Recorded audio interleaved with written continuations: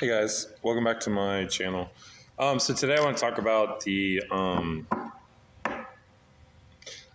lesser banishing ritual of the pentagram, but more specifically, I want to break down the science behind it because, yeah, you're drawing a star.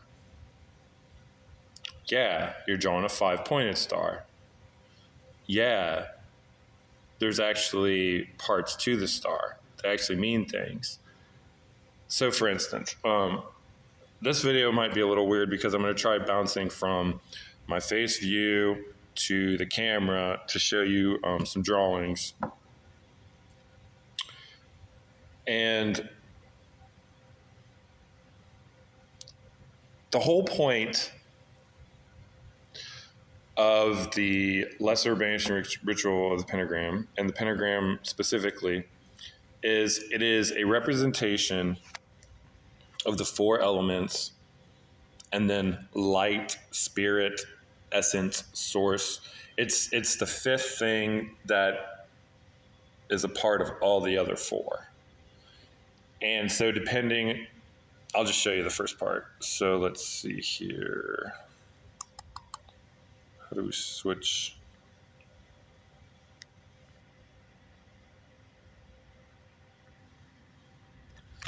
All right, so try and show it. I apologize, my camera doesn't want to switch settings, so it's just going to stay front facing for some reason. So as you can see, how annoying is this? If I can do this over there. I just want to see what I'm looking at. All right, so we'll just say right there. That's probably good, right? So as you can see, you've got green, red, yellow, blue, and white. And green is for earth, red is for fire, yellow is for air, and blue is for water. And then you've got white, which is, like I said, spirit, light, essence, all that good stuff. Switch this real quick. Start drawing here. Okay. I apologize for this fucking camera angle. Anyways, hopefully you're seeing it all right. So to draw the lesser banished ritual of the pentagram, you're taking the element of earth and you're going away from it, right? So you're starting with the element you want to banish. And in this case, you're heading towards the light.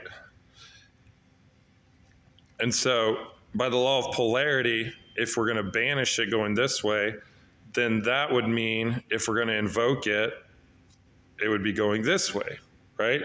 So you would start here and go this way.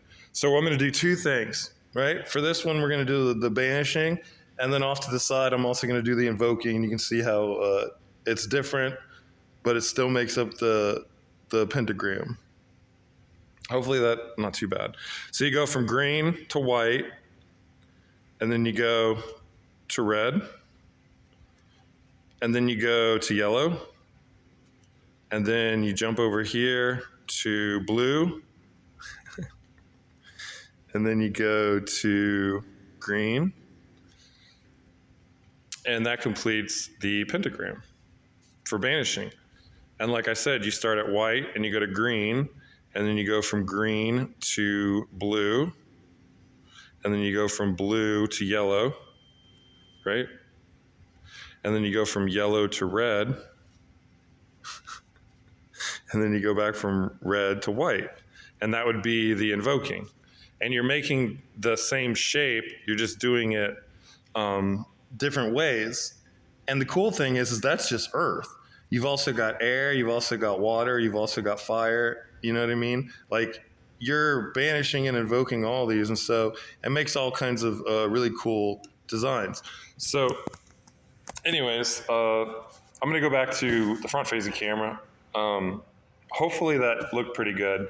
But anyways, as I was saying, for practical use, you're gonna stand and you're just gonna basically envision exactly what I drew on the paper. your left thigh, when you stare out in front of you, if, like, for instance, let's say you're staring straight ahead at a wall, right? Imagine a big star in the wall, a 5-pointed star. For this scenario, it would be light blue because we're doing the lesser banishing ritual of the pentagram, which isn't necessarily the same as banishing and invoking the pentagram. Normally, it's more so of the introduction, because normally when you banish and invoke earth, you're using the color green, and then you're also using the symbol of Taurus in the color black.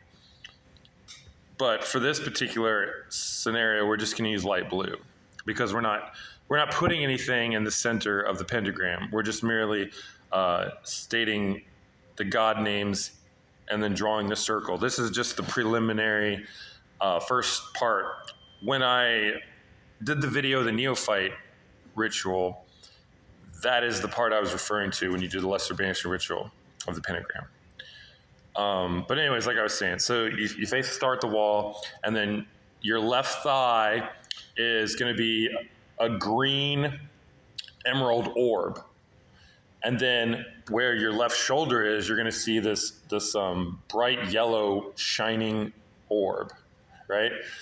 And then where your forehead is and the wall, it's going to be this like opal white jewel, right? Like brilliant white. And then where your right shoulder is on the wall, it's going to be like a red, real ruby red color. Like almost want to see like jewels. Like you're almost seeing like fine jewelries in each of the colors just imprinted on the wall. And almost that it's got like a not quite a black hole, but you can feel like an energy emanating from each of the orbs, right? And so, like I said, you've got yellow on your left shoulder. I apologize. The right shoulder is a blue sapphire, and then your right hip area is red, and your left is green, and your forehead is white. So you've got green, yellow, white, blue, and red. Once again, there's the picture. Let's see if I can get a better view. And you're merely mirroring that same thing. So you would start at your thigh, and you would go up, then down, then over to your shoulder, then to the next shoulder, and then back down to your thigh. And you're basically just drawing a pentagram, right? And it's all symbolic because the reason that this works is if you're not familiar with ley lines, basically it's electrical grids around the earth. It's the aura of the earth. And the area where the lines of latitude and the lines of longitude intersect, it creates a power point because it's two different lines that are intersecting. Well, if you look at this on a more esoteric thing, point of view, you've got lines that are intersecting, and you're forming these 5 points. And not only are you making a star, but you're also making a pentagram, an upside down pentagram inside of that star.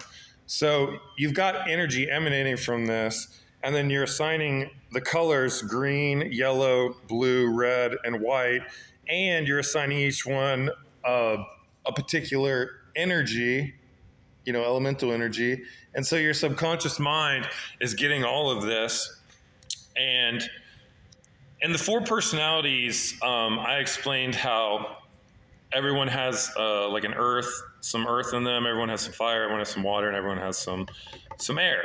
And you can look at that video for more detail. But essentially, water is your emotional side. Air is your intellectual side.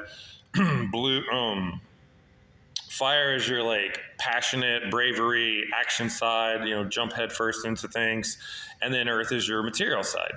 your 5 physical senses and the things that make up your material world. And it's Earth. It's how like grounded you are, how stubborn you are, how confident you are.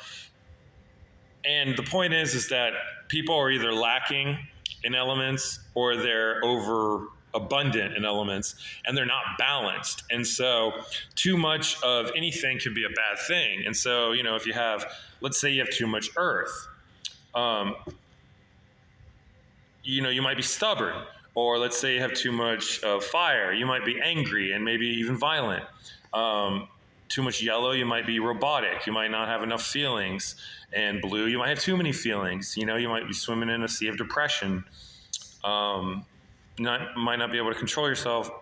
The point is that you want to stay balanced. And then the point of the outer grades after the neophyte is you go through each of the elements and you basically find the darkness within you through each element, and then you bring that to the light and you internalize it and you put that element back in, but you put it in as a more pure form. So if, for instance, you would take the stubbornness of earth and you would banish that, but at the same time you would be invoking the positive, like confident and groundedness of earth. So you're taking away the negative qualities of it, just like the law of polarity. You've got the negative qualities of it, the pillar of severity, and then you've got the positive ones, the pillar of mercy. And so we're just focusing on all the positive qualities, and that's the point of the outer grades. So for the earth grade, it would be Zelator, and then you're working in the yellow grade. That's Theoricus, that's going to be air. And then the grade next that I'm currently in now, that's the blue grade, and that's going to be Practicus, and that's all about your emotions. And after that, you have your red, and that's your fire. There's probably a reason that it's left for the last, because it is the most volatile. It is the most dangerous per se. Fire is the most dangerous it can be.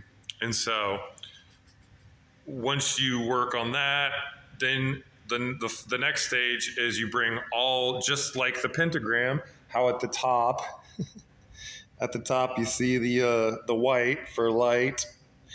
You're going to take all of the elements that you've worked on, and they're going to be purified. And so you're going to draw those 4, just like that old show, Captain America. By our powers combined, earth, wind, water, fire. I am Captain Planet. Almost like they kind of just put that in right there in the open, kind of symbolically. The thing about it is that all the archetypes, the hero archetypes of most shows, it really is kind of you, in a sense. The Last Airbender is us. We're supposed to go to each of the kingdoms and learn each of the elements, and then become the last airbender. You know what I mean? That we're so. I don't know how in depth of that show you are, but if you actually watch it, near the end of it, once he masters the outer grades, he then starts to work on cosmic energy. And you could very much say that they were just kind of hinting at possibly planetary energy, planets in space. So that was the next level. Once it was like it superseded everything else. So anyways, that is the pentagram. That is the science behind the pentagram. The next video, I'm going to explain the hexagram. The hexagram is the 6-pointed star. And whereas the pentagram was all about your elements, the elements inside of us, the hexagram is all about the planets, the planetary energies that are outside of us, but also within us. because within shineth the six-rayed star. So you guys have a great night, and I will see you next time.